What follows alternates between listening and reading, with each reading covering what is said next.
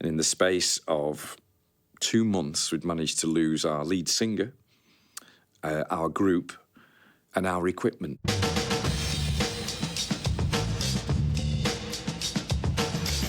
Yeah, I mean, we went to Ian's inquest, which was a truly miserable affair. Ian's wife's parents were terrible. I mean, maybe, now you think back, it's probably a mixture of grief and anger, frustration for the daughter. Absolutely correct. It was done out of love without a shadow of a doubt.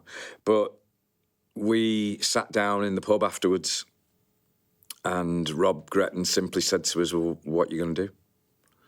And he said, you're going to go back to work, working for the man. Or should we carry on? And both Barney, Steve and I just immediately said we want to carry on.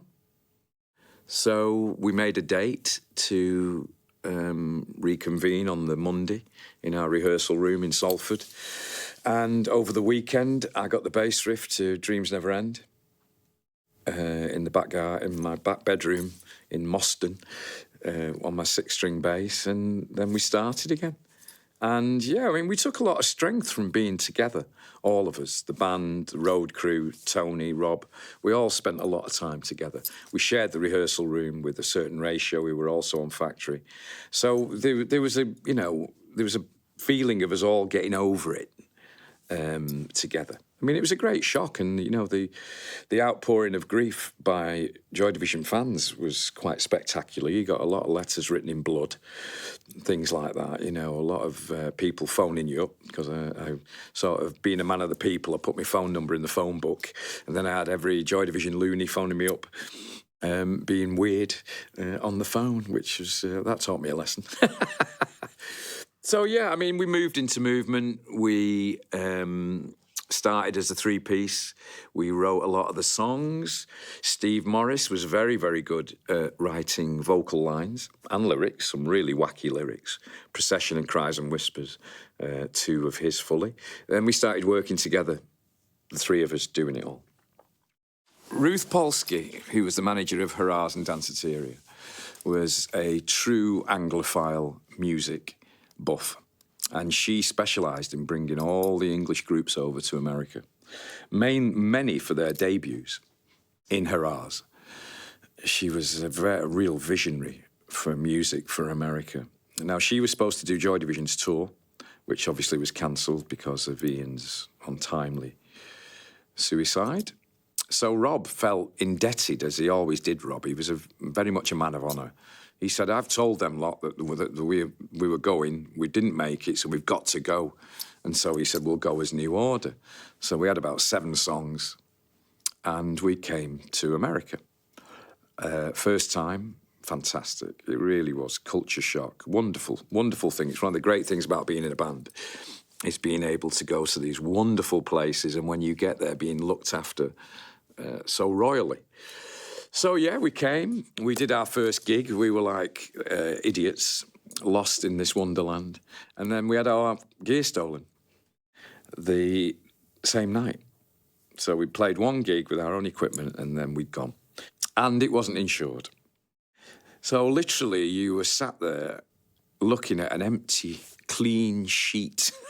You got nothing. The songs only existed when you played them together. So even the songs had gone.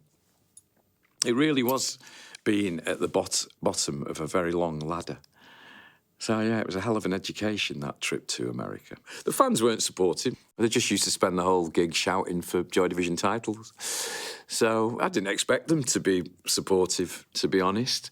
I mean, it was our idea to foist on them a completely new set that had never been recorded. And we were playing for a long time before we had a record out. You know, it's facts like that I'd sort of forgotten, that we were doing all these New Order gigs, asking people to come, and the promoters were advertising us as New Order, formerly Joy Division, or in some cases Joy Division themselves. And these, you know, fans were coming along and feeling a little bit cheated, so we had another fair share of riots. We'd lost a lot of our confidence, so we were actually playing for less time. Joy Division would play for like 35, 40 minutes. New Order were doing 2021. I remember one memorable occasion when we had the riot in Rotterdam, and the guy said, "You've got to lengthen your set, otherwise I'm pulling the tour," after saying, "You'll never play in this town again." That's the first time anybody ever said that to me. We played one more song and lengthened the set from 21 to 24 minutes. I mean, that's what I use as a warm-up now, 24 minutes. So it does seem absolutely bizarre that you would play for so little. But yeah, I mean, we toured all over the place, and the audience were openly hostile. They wanted Joy Division.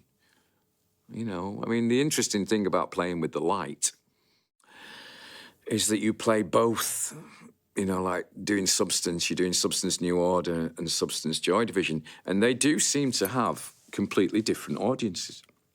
And you get people that won't listen to the New Order stuff, or are on the phone, or like that, you know, and then you play the Joy Division stuff, and they're Joy Division and New Order do have different audiences.